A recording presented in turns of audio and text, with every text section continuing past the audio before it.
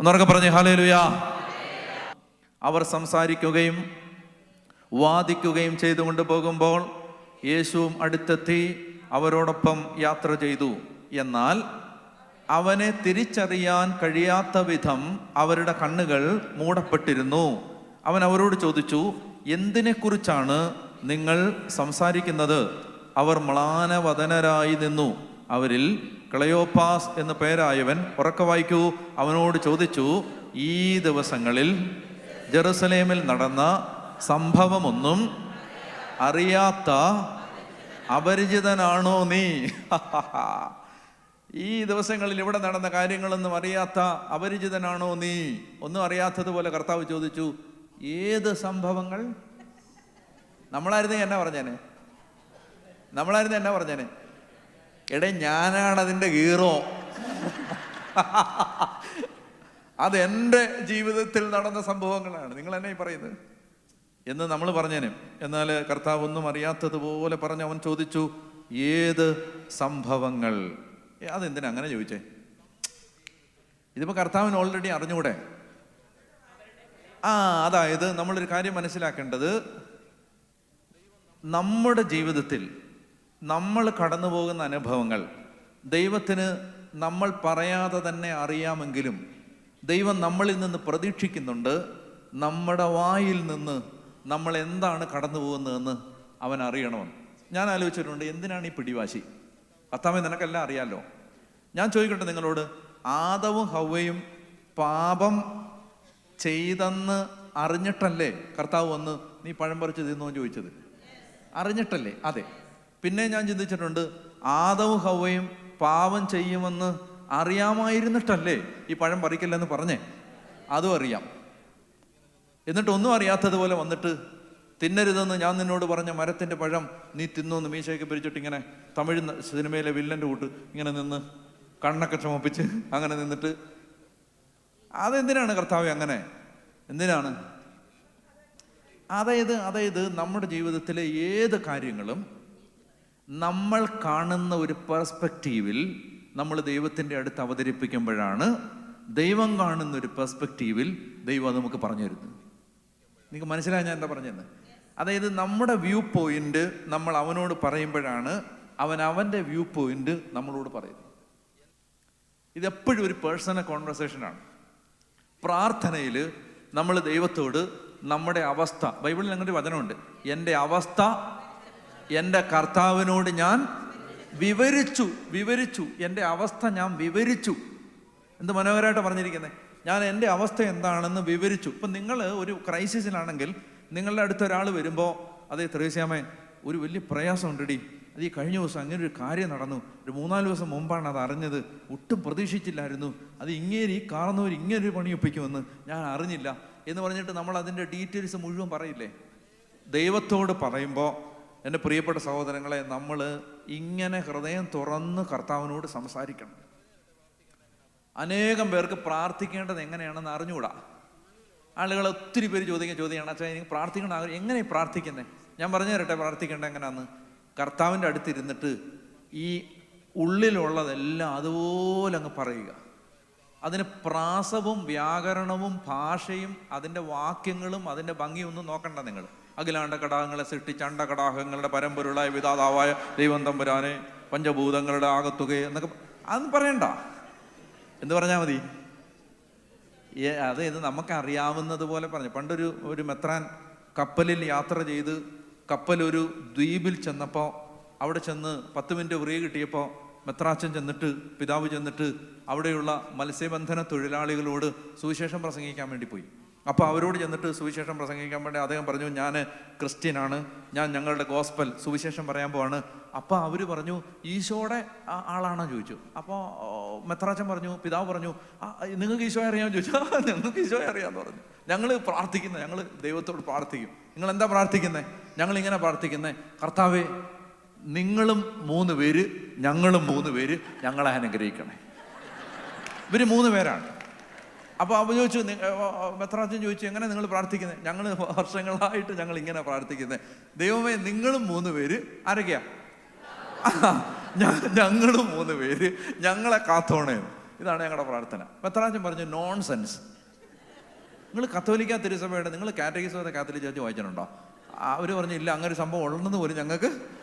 നിങ്ങൾ വേദപാഠം പഠിച്ചിട്ടുണ്ടോ? അയ്യോ, വേദപാഠം ഞങ്ങൾ പഠിച്ചിട്ടില്ല. നിങ്ങൾ പള്ളി ഞങ്ങൾക്കില്ല. ഞങ്ങൾ പണ്ട് മിഷണറിമാർ വന്ന് ഞങ്ങളെ ക്രിസ്ത്യാനികളാക്കിയിട്ട് പോയതാണ്, വേറെ ഒന്നും ഞങ്ങൾക്കില്ല, ആരും ഞങ്ങളെ ഒന്നും പഠിപ്പിച്ചിട്ടില്ല. അപ്പോൾ പിതാവ് പറഞ്ഞു, നിങ്ങൾക്ക് സ്വർഗസ്വനായ പിതാവ് അറിയാമെന്ന് ചോദിച്ചു. അയ്യോ, അറിയത്തില്ല എന്ന് പറഞ്ഞു. എന്നാൽ അവിടെ അടങ്ങിയിരിക്കും, ഞാൻ പഠിപ്പിക്കാമെന്ന് പറഞ്ഞു. അല്ലാതെ നിങ്ങൾ 3 പേര് ഞങ്ങൾ ഇങ്ങനെയൊക്കെയാണോ പ്രാർത്ഥിക്കുന്നത്? കത്തോലിക്ക സഭയ്ക്ക് മാനക്കേട് ഉണ്ടാക്കരുത്. പഠിപ്പിക്കാൻ തുടങ്ങി. അപ്പോൾ അദ്ദേഹം പഠിപ്പിച്ചു. എന്താ പറഞ്ഞു? സ്വർഗസ്ഥനായ ഞങ്ങളുടെ പിതാവേ. 3 പേര് ഇരുന്ന് തത്ത പറയുന്ന പോലെ പറഞ്ഞ് പഠിച്ചു. പല പ്രാവശ്യം പറഞ്ഞ് പിതാവ് പഠിപ്പിച്ചു. പഠിച്ചിട്ട് ഓരോരുത്തരെയും കൊണ്ട് ചൊല്ലിപ്പിച്ച് ഇനി ഇങ്ങനെ പ്രാർത്ഥിക്കാന്ന് പറഞ്ഞു. അല്ലാതെ നിങ്ങൾ 3 പേര് ഞങ്ങൾ മേലാൽ അങ്ങനെ പറഞ്ഞേക്കല്ലെന്ന്. ഇല്ല, പറയത്തില്ല, ഇത് പ്രാർത്ഥിച്ചോളാം. ഞങ്ങൾ അറിഞ്ഞുകൂടായിരുന്നു, ഇപ്പോഴല്ലേ അറിഞ്ഞു, ഇത് പ്രാർത്ഥിച്ചോളാം. എന്നിട്ട് അദ്ദേഹം എന്ത് ചെയ്തു? സമയം പോയി, കപ്പൽ പുറപ്പെടുകയാണ്. അദ്ദേഹം കപ്പലിൽ കയറി പോയി.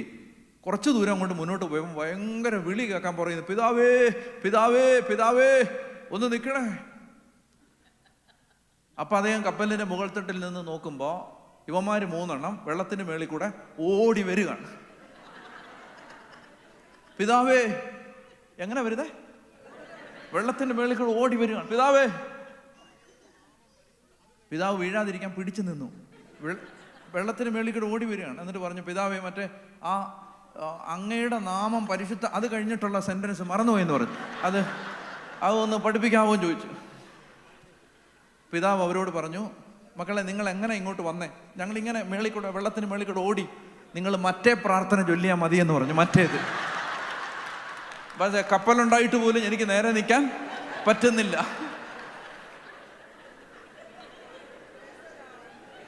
അപ്പൊ അതുകൊണ്ട് ഞാൻ പറയാണ്, അവനവൻ അറിയാവുന്നത് പോലൊക്കെ പ്രാർത്ഥിച്ചാൽ മതി.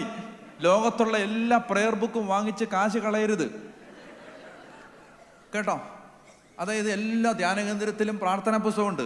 അത് അവർക്ക് പ്രാർത്ഥിക്കാനുള്ളതാണ്. നിങ്ങളത് വാങ്ങിച്ചുകൊണ്ട് പോകരുത്. ഒരുപാട് നമ്മുടെ യങ്സ്റ്റേഴ്സ് പ്രാർത്ഥന വെറുത്തത് എങ്ങനെയാണെന്നറിയാമോ? അമ്മാമ്മ ലോകത്തുള്ള എല്ലാ ധ്യാന കേന്ദ്രത്തിൽ നിന്നും പുസ്തകം വാങ്ങിച്ചുകൊണ്ട് വന്നിട്ടുണ്ട്. വൈകുന്നേരം 6:30 തുടങ്ങുന്ന പ്രാർത്ഥന 10:30 ആയാലും തീരത്തില്ല. കാരണം എന്താണെന്നറിയാം? എല്ലാ കാര്യത്തിനും ഓരോ പ്രാർത്ഥന അവിടുന്ന് ഇവിടുന്ന് കണ്ടുപിടിച്ച് വെച്ചിട്ടുണ്ട്. ഇതെല്ലാം കൂടെ ചൊല്ലിയിട്ട് ആ കൊച്ച് പ്രാർത്ഥന മാത്രമല്ല, ഈ മതത്തെ പോലും വെറുത്ത് അത് നിരീശ്വരവാദിയായിട്ട് മാറി. ഞാൻ പറയുകയാണ്, ഒരു മിനിമത്തിനൊക്കെ പിടിച്ചാൽ മതി കേട്ടോ. അത് ലോകത്തുള്ള എല്ലാ പ്രെയർ ബുക്കും വാങ്ങിച്ചുകൊണ്ട് വന്ന് പ്രാർത്ഥിക്കേണ്ട. അത് നിങ്ങൾ തന്നെ ഇരുന്ന് പ്രാർത്ഥിച്ചോ. വീട്ടുകാരെ മുഴുവൻ കെട്ടിയവനെയും പിടിച്ചിരുത്തി. എന്നോട് പാലായിലുള്ളൊരു ചേട്ടൻ പറഞ്ഞു, എൻ്റെ പൊന്നച്ചാൻ, ഞാൻ ഡൈവോഴ്സ് ഫയൽ ചെയ്യാൻ എല്ലാ അർത്ഥം. ഞാൻ ചോദിച്ചു, എന്നെ ചേട്ടാ, എന്താ നിങ്ങൾ തമ്മിൽ? വേറെ ഒരു പ്രശ്നമില്ല, ജീവനാണ്. ഈ വൈകുന്നേരത്തെ എൻ്റെ അച്ഛ 6:30 തുടങ്ങി 9:30 വരെ എന്നെ കൊണ്ട് പറ്റത്തില്ല അച്ഛാന്ന് പറഞ്ഞു. അതായത്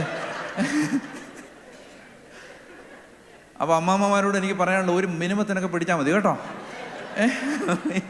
തന്നെ ഇരുന്ന് ജോലിക്കോ, തന്നെ ഇരുന്ന് ജോലിക്ക് പോകുമ്പോഴോ ഡ്യൂട്ടിയുടെ ഇടയ്ക്കോ എല്ലാം ഇരുന്ന് ഈ മറ്റേ നിങ്ങളുടെ പ്രാർത്ഥനയല്ലേ, ഈ കുടുംബ പ്രാർത്ഥനയ്ക്ക് അതിന് പരമ്പരാഗതമായിട്ട് നമ്മൾ ചൊല്ലുന്ന ഒരു രീതിയൊക്കെ ഉണ്ടല്ലോ, അങ്ങനെ അങ്ങ് പിടിച്ചാൽ മതി കേട്ടോ.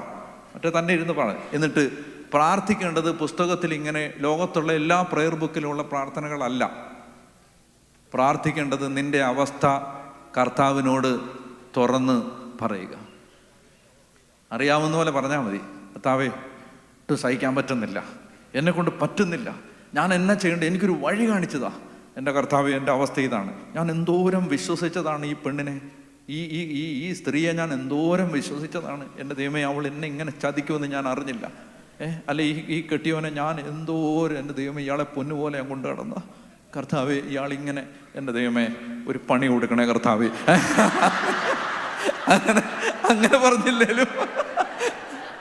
അങ്ങനെ പറഞ്ഞില്ലേലും പക്ഷെ നിങ്ങൾ പ്രാർത്ഥിക്കുമ്പോൾ ഞാൻ പറഞ്ഞു വരുന്നത്, നിങ്ങളുടെ അവസ്ഥ. അപ്പോൾ കർത്താവ് ഒന്നും അറിയാത്തതുപോലെ എമ്മാവുസിലേക്ക് പോയ ശിഷ്യന്മാരോട് ചോദിക്കുകയാണ്, ക്ലെയോപ്പാസിനോടും ഭാര്യയോടും ചോദിക്കുകയാണ്, എന്ത് കാര്യങ്ങൾ ഒന്നും അറിഞ്ഞില്ലല്ലോ. അപ്പോൾ ഈ നാട്ടിൽ നടന്ന കാര്യങ്ങളൊക്കെ അറിയാത്ത അപരിചിതനാണോ നീ? വായിക്ക് അടുത്ത വാക്യം. അവൻ ചോദിച്ചു, ഏത് കാര്യങ്ങൾ? അവർ പറഞ്ഞു, നസ്രായനായ അവൻ ദൈവത്തിൻ്റെയും മനുഷ്യരുടെയും മുമ്പിൽ വാക്കിലും പ്രവൃത്തിയിലും ശക്തനായ പ്രവാചകനായിരുന്നു. ഞങ്ങളുടെ പുരോഹിത പ്രമുഖന്മാരും നേതാക്കളും അവനെ മരണവിധിക്ക് ഏൽപ്പിച്ചു കൊടുക്കുകയും ക്രൂശിക്കുകയും ചെയ്തു. ഇസ്രായേലിനെ മോചിപ്പിക്കാനുള്ളവൻ ഇവനാണ് എന്ന്. അത് ഇംഗ്ലീഷിൽ പറയുമ്പോൾ വി ഹാഡ് എക്സ്പെക്റ്റഡ് എന്നാണ്. ഉണ്ടായിരുന്നു, ഞങ്ങൾക്കൊരു പ്രതീക്ഷ ഉണ്ടായിരുന്നു, ഇപ്പോൾ ഇല്ല എന്നാണ് അതിൻ്റെ അർത്ഥം. ഞങ്ങൾക്ക് ഇവനാണ് ഇസ്രായേലിനെ മോചിപ്പിക്കാനുള്ളവനെന്ന് ഞങ്ങൾ പ്രതീക്ഷിച്ചിട്ടുണ്ടായിരുന്നു, ഇപ്പോഴില്ല. അപ്പോൾ ഈ കുടുംബത്തിൻ്റെ ഇപ്പോഴത്തെ അവസ്ഥ നിരാശയാണ്. ഈ കുടുംബത്തിൻ്റെ പ്രതീക്ഷയുടെ വാതിലുകളെല്ലാം അടഞ്ഞു കഴിഞ്ഞു. ഇവരുടെ പ്രതീക്ഷയുടെ സൂര്യൻ അസ്തമിച്ചു. ഇവരുടെ വീട്ടിൽ ഇപ്പോൾ ഇരുട്ടല്ലാതെ വേറൊന്നുമില്ല. അവരുടെ പ്രതീക്ഷ വച്ചിരുന്ന യേശു വിമോചിപ്പിക്കുമെന്നവർ വിചാരിച്ചിരുന്നു. പക്ഷെ ഇപ്പോൾ അത് അവരുടെ ഉള്ളിൽ ഒരു പ്രതീക്ഷയായിട്ടില്ല. ഈ അവസ്ഥയിലാണ് അവരുടെ അവസ്ഥ കർത്താവിനോട് തുറന്നു പറഞ്ഞു. അടുത്ത വാക്യം. ഇതെല്ലാം സംഭവിച്ചിട്ട് ഇപ്പോൾ 3-ാം ദിവസമാണ്. ഞങ്ങളുടെ കൂട്ടത്തിലുള്ള ചില സ്ത്രീകൾ ഞങ്ങളെ വിസ്മയിപ്പിച്ചു. ഇന്ന് രാവിലെ അവർ കല്ലറയിങ്കൽ പോയിരുന്നു. അവൻ്റെ ശരീരം അവർ അവിടെ കണ്ടില്ല. അവർ തിരിച്ചു വന്ന് തങ്ങൾക്ക് ദൂതന്മാരുടെ ദർശനമുണ്ടായെന്നും അവൻ ജീവിച്ചിരിക്കുന്നുവെന്ന് അറിയിച്ചുവെന്നും പറഞ്ഞു. ഞങ്ങളുടെ കൂടെ ഉണ്ടായിരുന്നവർ ചിലരും കല്ലറയിങ്കലേക്ക് പോയി സ്ത്രീകൾ പറഞ്ഞതുപോലെ തന്നെ കണ്ടു, എന്നാൽ അവനെ അവർ കണ്ടില്ല. അപ്പോൾ അവൻ അവരോട് പറഞ്ഞു, ഭോഷന്മാരെ, പ്രവാചകന്മാർ പറഞ്ഞിട്ടുള്ളത് വിശ്വസിക്കാൻ കഴിയാത്ത വിധം ഹൃദയം മന്ദീഭവിച്ചവരെ. ക്രിസ്തു ഇവയെല്ലാം സഹിച്ച് മഹത്വത്തിലേക്ക് പ്രവേശിക്കേണ്ടിയിരുന്നില്ലേ? മോശ തുടങ്ങി എല്ലാ പ്രവാചകന്മാരും വിശുദ്ധ ലിഖിതങ്ങളിൽ തന്നെപ്പറ്റി എഴുതിയിരുന്നവയെല്ലാം അവൻ അവർക്ക് വ്യാഖ്യാനിച്ചു കൊടുത്തു. ഹല്ലേലൂയ. അതായത് ഒരു പ്രധാനപ്പെട്ട കാര്യത്തിൽ നമ്മളിപ്പോൾ അല്പസമയം ചെലവഴിക്കാൻ പോവാണ്. അതായത് ഈശോ ഈ എമ്മാവൂസിലേക്ക് പോയ യാത്ര വിശുദ്ധ കുർബാനയുടെ യാത്രയാണ്. എമ്മാവൂസിലേക്ക് പോയ യാത്ര കുർബാനയിൽ സംഭവിക്കുന്ന കാര്യങ്ങളുടെ യാത്രയാണ്. ഓരോ കുർബാനയ്ക്കും നമ്മൾ എത്തുന്നത് ഈ മനുഷ്യരുടെ മനസ്സോടുകൂടിയാണ്. നമുക്ക് സത്യം പറഞ്ഞാൽ നമ്മുടെ ജീവിതം എങ്ങനെയാണ് ഇനി ഈ തുഴഞ്ഞു മുന്നോട്ട് പോകേണ്ടതെന്ന് പലപ്പോഴും അറിയില്ല. നമുക്കറിഞ്ഞുകൂടാ. അങ്ങനെ ഒരവസ്ഥയിലാണ് നമ്മൾ. ഈ അവസരത്തിൽ ദൈവം ആദ്യം ചെയ്യുന്നത് നമ്മൾ മനസ്സിലാക്കേണ്ട, ഒത്തിരി പേർക്ക് വിശുദ്ധ കുർബാന ഒരു അനുഭവമായി മാറാത്തതിൻ്റെ കാരണം എന്തെന്നറിയാമോ? അവർക്ക് വചനം അറിയാത്തതാണ്. വചനം അറിയാവുന്നവർക്ക് കുർബാന ഭയങ്കര ആനന്ദദായകമായൊരു അനുഭവമാണ്. കാരണം വിശുദ്ധ കുർബാനയിൽ മുഴുവൻ വചനമാണ്. പെട്ടെന്ന് എൻ്റെ ഓർമ്മയിലേക്ക് വരുന്ന കുറച്ച് കാര്യങ്ങൾ ഞാൻ പറയാം. ഉദാഹരണത്തിന്, എനിക്ക് നിങ്ങളുടെ ആരാധനയിൽ എന്നെ ഏറ്റവും കൂടുതൽ സ്പർശിക്കുന്ന പ്രാർത്ഥനകളിലൊന്നാണ് സർവാധിപനാം കർത്താവേ എന്നുള്ള ആ പ്രാർത്ഥന. അതായത് ഇതിനകത്ത് എനിക്ക് അത് എപ്പോൾ കേട്ടാലും എൻ്റെ മനസ്സിൽ ഭയങ്കരമായ, അതായത് ഈ അകത്ത് സ്നാപക യോഹന്നാൻ എലിസബത്തിൻ്റെ ഉദരത്തിൽ ഹൈ ജമ്പും ലോങ് ജമ്പും ചാടിയ ഒരു സംഭവം ഉണ്ടല്ലോ, എലിസബത്തിൻ്റെ ഉദരം അപ്പം അതായത് അതിന് എന്നാ പറയുന്നേ? അല്ല, അതിന് ഈ ഗർഭിണികളായ സ്ത്രീകളുടെ വയറ്റിൽ കിടന്ന് കൊച്ചു കിടന്ന് ഈ ഇളകുന്നതിന് പറയുന്നൊരു വാക്കുണ്ടല്ലോ, കിങ്ങിണിയ, കിക്കിങ് ഒന്നുമല്ല, അതിൻ്റെ ഒരു വാക്ക് പറയും, ക്യൂക്കണിങ് അല്ലേ? എനിക്ക് കറക്റ്റ് അറിഞ്ഞുകൂടാ, ഞാൻ അങ്ങനെ കേട്ടിട്ടുള്ളൊരു വാക്കാണ്. കിങ്ങിണിയും കുങ്ങിണിയും ഒന്നുമല്ല, ക്യൂക്കണിങ് അങ്ങനെയാണ്. അപ്പം അങ്ങനെ എന്തോ ഒരു വാക്കാണ്. അത് എൻ്റെ സ്പെല്ലിംഗ് എന്ന് എഴുതി തന്നാൽ മതി. പിന്നെ അപ്പോൾ മതി അത് കഴിഞ്ഞു. അപ്പോൾ അതുപോലൊരു അനുഭവമാണ് എനിക്ക്. എന്ത്? ഈ സർവാധി വയറ്റിൽ കിടന്ന് ഇളകുകയല്ല, മറിച്ച് എനിക്ക് എൻ്റെ ഉള്ളിൽ ഇങ്ങനെ ഒരു ചാട്ടം വരും, ഒരു ചാട്ടം. ഈ സർവാധിപൻ എന്ന് പറയുമ്പോൾ അതെന്തുകൊണ്ടെന്നറിയാം? ഞാൻ ഏറ്റവും കൂടുതൽ പഠിച്ചിട്ടുള്ള ഗ്രന്ഥങ്ങളിലൊന്നാണ് യെശയ്യായുടെ പ്രവചനവും അതുപോലെ തന്നെ ദാനിയേലിൻ്റെ പുസ്തകവും. അത് ഞാൻ ഒത്തിരി കണ്ടിന്യൂസ് ആയിട്ട് പലപ്പോഴും വായിച്ച് പഠിച്ചിട്ടുള്ള ഗ്രന്ഥങ്ങളിൽ 2 ഗ്രന്ഥങ്ങളാണിത്. ഇതിനകത്ത് ഉപയോഗിക്കുന്നൊരു വാക്കുണ്ട്, ഇവർ രണ്ടുപേരും ഉപയോഗിക്കുന്നൊരു വാക്കാണ് അത്യുന്നതനായ ദൈവം. എനിക്ക് ഭയങ്കര ഇഷ്ടമാണ് ആ വാക്ക്. എൻ്റെ പ്രെയർ റൂമിൽ ഞാൻ എഴുതി വെച്ചിട്ടുണ്ട് 3 വാക്കുകളാണ്: അത്യുന്നതൻ, സർവാധിപൻ, സർവശക്തൻ. എനിക്ക് ഭയങ്കര ഇഷ്ടമാണ് ആ വാക്ക്, അത്യുന്നതൻ. അതായത് ജീവിതത്തിൽ എന്ത് പ്രയാസം വരുമ്പോഴും എനിക്ക് ആ 3 വാക്കുകൾ ഓർത്താൽ ധൈര്യം വരും. സർവാധിപൻ, സർവശക്തൻ, അത്യുന്നതൻ. സർവാധിപൻ, സർവാധിപന. അതായത് നിങ്ങൾ വലിയൊരു പ്രശ്നത്തിൻ്റെ നടുവിലാണ് പള്ളിയിലോട്ട് വരുന്നത്. നിങ്ങൾക്ക് എന്നാ ചെയ്യണ്ടേന്ന് അറിഞ്ഞുകൂടാ. ഞാൻ ഓസ്ട്രേലിയയിൽ പെർത്തിൽ ചെന്നപ്പോൾ ഒരു സ്ത്രീ, ഒരു സഹോദരി, ഒരു കൊച്ചു 9 വയസ്സുള്ളൊരു പെൺകുഞ്ഞിനെയും കൊണ്ട് എൻ്റെ അടുത്ത് വന്നിട്ട്, എനിക്ക് ഒരു പ്രൈവസി കൺസേൺ ഉള്ളതുകൊണ്ട് എന്താ സംഭവം എന്ന് ഞാൻ പറയാൻ എനിക്ക് പറ്റില്ല, എനിക്ക് എൻ്റെ ഹൃദയം തകർന്നു പോകുന്നൊരനുഭവം ആ സഹോദരി എന്നോട് പങ്കുവച്ചു, ഈ കുഞ്ഞിനെയും ചൂണ്ടിക്കാണിച്ചിട്ട്. എന്നിട്ട് എന്നോട് ചോദിച്ചു, അച്ഛാ, ഒത്തിരിയും പേർക്ക് ഒരുപാട് കാര്യങ്ങൾ പറഞ്ഞു കൊടുക്കുന്ന ഒരാളല്ലേ, എനിക്കൊരു വഴി പറഞ്ഞു തരാമോ എന്ന് ചോദിച്ചു. ഞാൻ അക്ഷരാർത്ഥത്തിൽ ശിരസ് കുനിച്ച് പ്രയാസപ്പെട്ടിരുന്നു. എൻ്റെ കൺമുമ്പിൽ ഒരു മനുഷ്യൻ എന്ന നിലയിൽ എനിക്ക് ഈ സഹോദരിയോട് പറയാൻ എൻ്റെ മുമ്പിൽ ഒരു അവൈലബിൾ ഓപ്ഷൻ ഇല്ല. അങ്ങനൊരു പ്രശ്നമാണ്. എന്നേക്കൊരു മറുപടിയില്ല. ഞാൻ ഏത് കാര്യത്തിന് എങ്ങനെയെങ്കിലും എന്തെങ്കിലും ഒരു മറുപടി പറയാൻ ശ്രമിക്കുന്ന ഒരാളാണ്. പക്ഷേ ഞാനൊരു പരാജിതനെ പോലെ വിഷമിച്ചിരുന്നു. എൻ്റെ ദൈവമേ, ഞാൻ എന്നാ ഈ പാവൻ കൊച്ചിനോട് ഞാൻ എന്നാ പറഞ്ഞു കൊടുത്തു വിടും? ഞാൻ പറഞ്ഞു, സഹോദരി, എനിക്ക് പറയാനൊന്നുമില്ല, നിനക്കറിയാമല്ലോ, ഇതിന് നമ്മൾ എന്നാ മറുപടി പറയുന്നത്? നീ വിഷമിക്കണ്ട, ഞാൻ പ്രാർത്ഥിക്കാം. ഞാൻ കുറേ സമയം പ്രാർത്ഥിച്ചു. എന്നിട്ട് ദൈവം നിനക്കൊരു വഴി കാണിച്ചു തരും. ഈ പള്ളിയിൽ പോകുന്നുണ്ടല്ലോ, കുർബാനയ്ക്ക് പോകുന്നുണ്ടല്ലോ, ഈശോയുടെ ദിവ്യകാരുണ്യത്തിന് മുമ്പിൽ പോയി ഇരിക്കുന്നേ, കർത്താവ് നിനക്ക് പറഞ്ഞുതരും. മാസങ്ങൾ കഴിഞ്ഞു. ഞാൻ മൗണ്ട് കാർമലിൽ സെക്കൻഡ് സാറ്റർഡേക്ക് ആളുകളെ പ്രാർത്ഥിച്ചുകൊണ്ടിരിക്കുമ്പോൾ ഇതേ കുട്ടിയെയും കൊണ്ട് ഈ സ്ത്രീ വീണ്ടും എൻ്റെ മുമ്പിലെത്തി. എന്നിട്ട് എന്നോട് പറയുകയാണ്, അച്ഛാ, ഒരു 5 മിനിറ്റ് ഒന്ന് സംസാരിക്കാം. ഞാൻ അന്ന് തിരക്കായതുകൊണ്ട് എനിക്ക് വളരെ വിശ്വസ്തനായ ഒരാളെ ഇവരെ കാണാൻ വേണ്ടി ഏൽപ്പിച്ചു. എന്നിട്ട് ഞാൻ പറഞ്ഞു, എന്നോട് കൃത്യമായിട്ട് അവരുടെ ഇപ്പോഴത്തെ അവസ്ഥ എന്താണെന്ന് അപ്ഡേറ്റ് ചെയ്യാൻ പറഞ്ഞു. അങ്ങനെ ആ കാര്യം ഞാൻ അറിഞ്ഞു. അപ്പോഴും എനിക്ക് അറിഞ്ഞുകൂടാ എന്ത് ഞാൻ ചെയ്യും, അല്ലെങ്കിൽ എങ്ങനെ എനിക്ക് ഇവരെ ഹെൽപ്പ് ചെയ്യാൻ പറ്റും. എനിക്ക് എൻ്റെ മുമ്പിൽ ഒരു വഴിയില്ല, അവർക്കും ഇല്ല. എന്നാൽ എൻ്റെ പ്രിയപ്പെട്ട സഹോദരങ്ങളെ, എൻ്റെ മനസ്സിനെ വല്ലാതെ അസ്വസ്ഥതപ്പെടുത്തിയപ്പോൾ എൻ്റെ കൂടെയുള്ളവർക്കൊക്കെ അറിയാം, എൻ്റെ മനസ്സിനെ ഒത്തിരി ഭാരപ്പെടുത്തിയ ഒരു സംഭവമാണിത്. കാരണം ഞാൻ ഓർത്തു, ദൈവമേ, എനിക്ക് ഒരാൾ, പ്രത്യേകിച്ച് ഈ നമ്മുടെ നാട്ടിലൊക്കെ ആളുകൾ കുഞ്ഞുങ്ങളെ കൊണ്ടുപോയി മരിക്കുകയും ട്രെയിന് കുറുകെ നിൽക്കുകയും ചാടുകയൊക്കെ ചെയ്യുന്ന സംഭവങ്ങൾ നടക്കുന്നൊരു സമയം കൂടാണ്. അപ്പോൾ എനിക്ക്, ദൈവമേ, ഒരു നിസ്സഹായ സ്ത്രീ എൻ്റെ അടുത്ത് ഒരു സഹായത്തിന് വന്നിട്ട് എനിക്കൊന്നും ചെയ്യാൻ പറ്റുന്നില്ലല്ലോ എന്നോർത്ത് ഞാൻ വളരെ ഭാരപ്പെട്ടു. പക്ഷെ ഞാനത് വെളിയിൽ എൻ്റെ കർത്താവിൻ്റെ മുമ്പിൽ, എൻ്റെ ദൈവമേ, എനിക്കൊന്നും ചെയ്യാൻ പറ്റുന്നില്ലല്ലോ കർത്താവേ, എന്തെങ്കിലും ഒരു വഴി കർത്താവ് തന്നെ ഒന്ന് കാണിച്ചു കൊടുക്കണേ. എൻ്റെ പ്രിയപ്പെട്ട സഹോദരങ്ങളെ, പ്രൈവസി കൺസേൺ ഉള്ളതുകൊണ്ട് വിശദാംശങ്ങൾ പറയാൻ എനിക്ക് നിവൃത്തിയില്ല. ഇന്ന് ആ അമ്മ അന്ന് വന്ന പ്രശ്നത്തിന് ഒരിക്കലും ആരും പ്രതീക്ഷിക്കാത്തൊരു വഴി ദൈവം തുറന്നു കൊടുത്ത് ആ മകളെ ദൈവം സംരക്ഷിച്ചു. ഒരിക്കലും, അതായത് ലോകത്തിൽ ആരും ചിന്തിക്കാത്തൊരു വഴി ദൈവം തുറന്നു കൊടുത്തു. ആരും ചിന്തിക്കാത്തൊരു വഴി.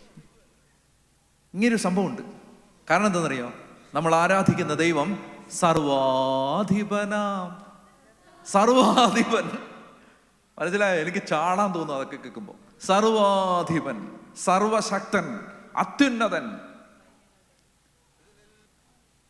സർവാധിപൻ. അതായത് ഇതിൻ്റെ എല്ലാം മേളില് എൻ്റെ ദൈവമാണ്, ഇതിൻ്റെ എല്ലാം മുകളിൽ ദൈവമാണ്. നമ്മൾ ആ ദൈവം ഊപ്പർവാല, മനസ്സിലായോ? എല്ലാത്തിൻ്റെയും മേളിൽ the most high God, most high God. ഒന്നും പേടിക്കണ്ട, ഒന്നും പേടിക്കണ്ട. ചാക്കോയും ഷൈനിയും പെണ്ണമ്മയും പൊന്നമ്മയും അന്തോണിയും അന്തപ്പനും ഒന്നും പേടിക്കണ്ട, ആരും പേടിക്കണ്ട. എന്താണ്? We have A God who is the most high. Do you believe this? Hallelujah. നമ്മുടെ ദൈവം എല്ലാത്തിനും മുകളിൽ. അതാണ് നിങ്ങൾ ഓരോ കുർബാനയിലും പാടുന്നത്, സർവാധിപന. അങ്ങനെയാണ്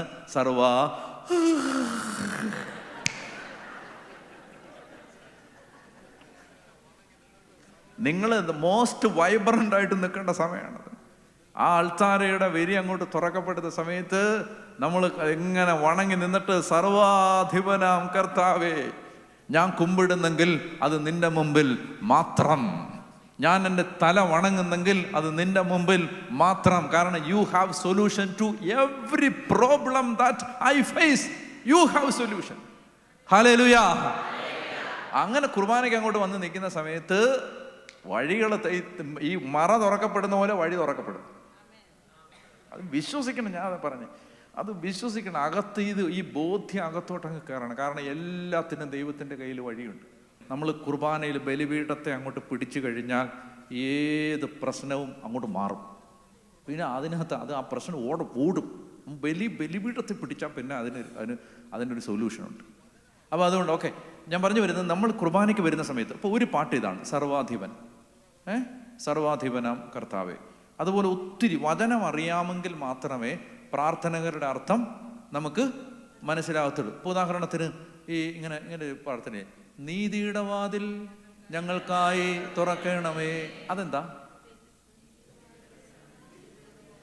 അത്? കുറെ കാലമായിട്ട് ചോദിക്കണമെന്ന് വിചാരിച്ചിരിക്കുകയാണ് എന്ന് പറഞ്ഞു. അത് നിങ്ങളാരെയും കാണുമ്പോൾ ചോദിക്കണമെന്ന് വിചാരിച്ചിരിക്കുകയാണ്. നീതിയുടെ വാതിൽ ഞങ്ങൾക്കായി തുറക്കണമേ. അത് കഴിഞ്ഞ് വരുന്ന പാട്ട് ഏതാണ്? തിരുസന്നിധിയിങ്കൽ പാപികളേവരെയും മാടി വിളിച്ച അനുതാപികളാം ഏവർക്കും വാതിൽ തുറന്ന് കൊടുത്തവനാം. എൻ്റെ പാട്ട് കറക്റ്റ് ആവണമെന്നില്ല, നിങ്ങൾ കറക്റ്റായിട്ട് പാടിക്കണം. നനവരതം നിൻ സ്തുതികൾ ഞങ്ങൾ.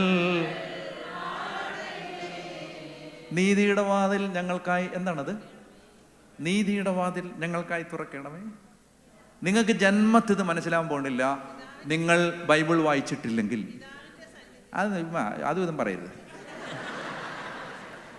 ഈശോ ബലിപീഠത്തിലേക്ക് പോകുന്നതിന് മുമ്പ് പാടിയ സങ്കീർത്തനത്തിലെ ഒരു വചനമാണത്. നീതിയുടെ കവാടം ഞങ്ങൾക്കായി തുറന്നു തരണമേ. അതായത് യേശുക്രിസ്തുവിൻ്റെ കുരിശുമരണത്തിലൂടെയാണ് നമ്മൾ നീതീകരിക്കപ്പെട്ടത്. ഇങ്ങനൊരു കാര്യമില്ല, നിങ്ങൾ ശ്രദ്ധിച്ച് കേട്ടാൽ ഉള്ളറകൾ തുറന്നു തരാം. ശ്രദ്ധിക്കണം, നല്ലതായിട്ട് രസം ചെയ്തിരിക്കണം, അറിയാമെന്ന് വിചാരിച്ചിരിക്കരുത്. അതായത് ബൈബിളിൽ ഇങ്ങനെ പറയുന്നുണ്ട്, നീതിമാന്റെ പ്രാർത്ഥന മേഘങ്ങൾ. അത് വിനീതന്റെ പ്രാർത്ഥന. നീതിമാന്റെ പ്രാർത്ഥനയാണ് ദൈവം സ്വീകരിക്കുന്നത്, നീതിമാന്റെ പ്രാർത്ഥന. അങ്ങനെയാണെങ്കിൽ നമ്മുടെ പ്രാർത്ഥന ദൈവം കേൾക്കത്തില്ലേ? നമ്മൾ നീതിമാനൊന്നും അല്ലല്ലോ. യോസേപ്പിനെ പോലെ അവൻ നീതിമാനായിരുന്നു, അങ്ങനെ എന്നെ കൊണ്ടൊന്നും അങ്ങനെ പറയാൻ പറ്റില്ല. അപ്പോഴാണ് നമ്മൾ പുതിയ നിയമത്തിൻ്റെ ഒരു വെളിച്ചം മനസ്സിലാക്കുന്നത്. നമ്മൾ നീതീകരിക്കപ്പെടുന്നത് നമ്മുടെ പ്രവർത്തികളാലല്ല, യേശുക്രിസ്തുവിൻ്റെ കുരിശിലെ ബലിയിലുള്ള വിശ്വാസത്താലാണ്. അപ്പം നമ്മൾ നീതിമാന്മാർ, അവൻ അനേകം പേരെ നീതിയുള്ളവരാക്കും എന്ന് യേശയ്യ പറഞ്ഞിട്ടുണ്ട്. അനേകം പേരെ നീതിയുള്ളവരാക്കും. നമ്മൾ നീതീകരിക്കപ്പെടുന്നത് യേശുവിൻ്റെ കുരിശിലെ ബലിയുടെ യോഗ്യതയാലാണ്. അപ്പോൾ ആ കുരിശിലെ ബലിയിൽ വിശ്വസിക്കുന്ന ഏതൊരുവനെയും സ്വർഗം വിളിക്കുന്ന പേരെന്താണ്? നീതിമാൻ എന്നാണ്. ആ നീതിയുടെ വാതിൽ, ആ നീതിയുടെ കവാടം. കർത്താവേ, നിന്റെ കുരിശുമരണത്തിലൂടെ അല്ലെങ്കിൽ ഈ കുർബാനയിലൂടെ ഞാൻ നീതീകരിക്കപ്പെടുന്ന ആ നീതിയുടെ കവാടം എനിക്ക് വേണ്ടി തുറക്കണമെന്നാണ് ആ പ്രാർത്ഥനയിൽ പ്രാർത്ഥിക്കുന്നത്. അതായത് ഈ വചനത്തിൻ്റെ ഒരു ബാക്ക്ഗ്രൗണ്ട് കിടന്നാലേ ആരാധനയിലെ പ്രാർത്ഥനകൾ ലൈവ് ആവത്തുള്ളൂ. അതുകൊണ്ടാണ് ഈശോ അപ്പം മുറിക്കുന്നതിന് മുമ്പ് വചനം മുറിച്ച് കൊടുത്തത്. മോശ മുതൽ വിശുദ്ധ ഗ്രന്ഥങ്ങളിലുടനീളം തന്നെക്കുറിച്ച് പറഞ്ഞ എല്ലാ കാര്യങ്ങളും അവൻ അവർക്ക് വിശദീകരിച്ച് കൊടുത്തു. അതുകൊണ്ടാണ് ഈ വചനം മുറിക്കുന്നത്. അതുകൊണ്ട് നല്ലതുപോലെ ബൈബിൾ സ്റ്റഡി നടത്തിയാൽ നിങ്ങളുടെ ആരാധനകൾ വളരെ ഡിഫറൻ്റ് ആവും. കാരണം നമ്മൾ ഓരോ പ്രാർത്ഥനയും ചൊല്ലുമ്പോൾ നമുക്കറിയാം അതിൻ്റെ പിന്നിൽ. എനിക്കിപ്പോൾ എല്ലാ പ്രാർത്ഥനയും ഞാൻ എന്നും ചൊല്ലുന്ന കുർബാന അല്ലാത്തതുകൊണ്ട് എനിക്ക് എൻ്റെ മനസ്സിൽ പെട്ടെന്ന് വരുന്ന കാര്യം മാത്രമാണ് ഞാൻ പറയുന്നത്. ഒത്തിരി പ്രാർത്ഥന, ഒരുപാട് പ്രാർത്ഥന. പിന്നെ ഞാൻ എപ്പോഴും പറയുന്നൊരു കാര്യമാണിത്, എന്താണ്? ചെറിയവരെല്ലാം വലിയവരൊപ്പം കാത്തുവസിക്കുന്നു, മൃതരെല്ലാരും നിൻ മഹിതോത്ഥാനത്തിൽ ശരണം തേടുന്നു, ഉത്തിതരായിടും. ചെറിയവരും വലിയവരും ആരാണ് ഈ ചെറിയവർ? ആരാണ് ഈ വലിയവർ? സ്വർഗരാജ്യത്തിലെ ചെറിയവരും വലിയവരും. സ്വർഗരാജ്യത്തിൽ ചെറിയവരും വലിയവരും ഉണ്ടോ? ഉണ്ട്, ഉണ്ട്. ഈശോ തന്നെ പറഞ്ഞിട്ടുണ്ട് അല്ലേ? സ്വർഗരാജ്യത്തിൽ ചെറിയവരും ഉണ്ട്, അവരെല്ലാവരും നീ നൽകുന്ന മഹിതമായ ഉത്ഥാനം നോക്കി പാർത്ത് മൃതരെല്ലാവരും, മരിച്ചവരെല്ലാവരും നിദ്ര ചെയ്യുന്നു. അപ്പം അതുകൊണ്ട് പാടുന്ന പാട്ട് മനസ്സിലാകണമെങ്കിൽ അതിന് പുറകിലൊരു വചനം കിടപ്പുണ്ട്. ആ വചനം മനസ്സിലാവണം. ഇങ്ങനെ ഈ കുർബാന പുസ്തകം അങ്ങോട്ട് എടുത്തിട്ട് വായിച്ചു നോക്കിയിട്ട് അവിടെ ഞാൻ മനസ്സിലാക്കുന്നതനുസരിച്ച് നിങ്ങളുടെ കുർബാനയിൽ ബൈബിൾ റെഫറൻസസ് അതിൻ്റെ സൈഡിൽ ബ്രാക്കറ്റിൽ എഴുതിയിട്ടുണ്ടെന്ന് തോന്നുന്നു. ഉണ്ടോ? ഉണ്ടോ? എടുത്തിട്ട് ബൈബിൾ വായിക്കണം. വായിച്ചു നോക്കിയിട്ട് അങ്ങനെ വിശുദ്ധ ലിഖിതങ്ങളിൽ വെളിപ്പെട്ട് വന്ന രഹസ്യങ്ങളാണ് കുർബാനയിൽ ആഘോഷിക്കപ്പെടുന്നത്. അപ്പം അന്നേരമാണ് ഇത് ലൈവായിട്ട് മാറുന്നത്. ഒത്തിരി നമുക്ക് ഒരുപാട് കാര്യങ്ങൾ അന്നേരം നമുക്ക് നമ്മുടെ ഹൃദയം ഉരുകാൻ തുടങ്ങും. പരിശുദ്ധാത്മാവ് ആ കുർബാന വളരെ ആനന്ദദായകമായ ഒരനുഭവമാക്കി മാറ്റും. നമുക്ക് ഒത്തിരി ദൈവസ്നേഹം ആ കുർബാനയിൽ നമ്മുടെ ഉള്ളിൽ നിറയാൻ തുടങ്ങും. ഒരുപാട് കർത്താവിൻ്റെ കൃപ വർഷിക്കപ്പെടാൻ തുടങ്ങും. അവരൊക്കെ പറഞ്ഞ് ഹല്ലേലൂയ. ഞാൻ സത്യസന്ധമായിട്ട് പറയുകയാണ്, എന്നെ ഈശോ സക്രാരിയിൽ നിന്ന് കൈ വന്ന് എൻ്റെ തലയിൽ തൊട്ടിട്ടുണ്ട്. എൻ്റെ തലയിൽ തൊട്ടിട്ടുണ്ട്. അതുകൊണ്ട് ഞാൻ ഭയങ്കര അവിശ്വാസിയായിരുന്നു, ഭയങ്കര അവിശ്വാസി. സെമിനാരിയിൽ, മലങ്കര മേജർ സെമിനാരിയിൽ റിപ്പോർട്ട് ഇപ്പോഴും ഉണ്ട്, ഈ ബ്രദറിന് വിശ്വാസം ഇല്ല എന്ന് അവിടുത്തെ പ്രൊഫസേഴ്സ് എഴുതിയ റിപ്പോർട്ട് ഇപ്പോഴും അവിടുത്തെ ഫയലിലുണ്ട്. എനിക്ക് ഒട്ടും വിശ്വാസമില്ലായിരുന്നു. ഞാൻ ഇതിനെല്ലാം ഭയങ്കര കോമഡി ആയിട്ടാണ് കണ്ടിരുന്നത്. ഞാൻ അങ്ങനെ ഭയങ്കരമായിട്ട് അതിനെയൊക്കെ കളിയാക്കുകയും അങ്ങനെ പോയിക്കൊണ്ടിരുന്ന ഒരാളാണ്. എന്നെ ഈശോ എൻ്റെ ജീവിതത്തെ സ്പർശിച്ചത് ഇതുപോലെ കുർബാനയിൽ എന്നെ ദൈവം നേരിട്ട് പഠിപ്പിച്ച അനേക അനുഭവങ്ങളിലൂടെയാണ്. വിശുദ്ധ കുർബാനയാണ് എൻ്റെ മൊത്തം വിശ്വാസത്തെ മാറ്റിമറിച്ചത്. ഈ സക്രാരിയിൽ നിന്ന് ഇങ്ങനെ കൈ വന്നിട്ട് ഇങ്ങനെ തലയെ തൊട്ട് അനുഗ്രഹിച്ച് വിട്ടിട്ടുണ്ട്. നിങ്ങൾക്ക് എല്ലാവർക്കും ഞാൻ മനസ്സ് നിറഞ്ഞ് എൻ്റെ ഉള്ളിൽ നിന്ന് പറയുകയാണ്, മനസ്സ് നിറഞ്ഞ് പറയുകയാണ്, നിങ്ങൾക്ക് മരണം വരെ കുർബാനയുടെ ഭക്തരും സ്നേഹിതരും പ്രചാരകരുമായി മാറാനുള്ളൊരു അഭിഷേകം ഈശോ തരും. അത് സംഭവിക്കും. അത് നിങ്ങൾക്ക് കർത്താവ് തരും. അപ്പോൾ ഇവിടുന്ന് നിങ്ങൾ, കാരണം നിങ്ങൾ ഈ ദിവ്യകാരുണ്യ കോൺഗ്രസ്, നിങ്ങൾ വേറെ ഒന്നും ഇവിടെ വലിയ കൺവെൻഷനോ ധ്യാനമോ ഒന്നുമല്ല, വലിയ അനുഗ്രഹം പ്രാപിക്കാമെന്ന് അല്ലെങ്കിൽ കുറേ അത്ഭുതങ്ങളൊന്നും നിങ്ങൾ ഈശോയോടുള്ള ആ ദിവ്യകാരുണ്യത്തോട് സ്നേഹം കൊണ്ട് വന്ന അങ്ങനെയുള്ളവരെ കർത്താവ് അനുഗ്രഹിച്ചേ വിടൂ. ആമേൻ. ഒന്നും വിഷമിക്കരുത്. നാളെ എവിടെങ്കിലും വെച്ച് കാണുന്ന സമയത്ത് സന്തോഷത്തോടെ വന്ന് പറയാൻ പറ്റും, എൻ്റെ അച്ഛാ ദിവ്യകാരുണ്യ കോൺഗ്രസിനെ ഒത്തിരി വിഷമിച്ച് പ്രാർത്ഥിച്ചൊരു കാര്യം ഉണ്ടായിരുന്നു, എൻ്റെ കർത്താവ് അത് എനിക്ക് തന്നു എന്ന് നീ എന്നോട് പറയും. ആമേൻ. ഹല്ലേലൂയ.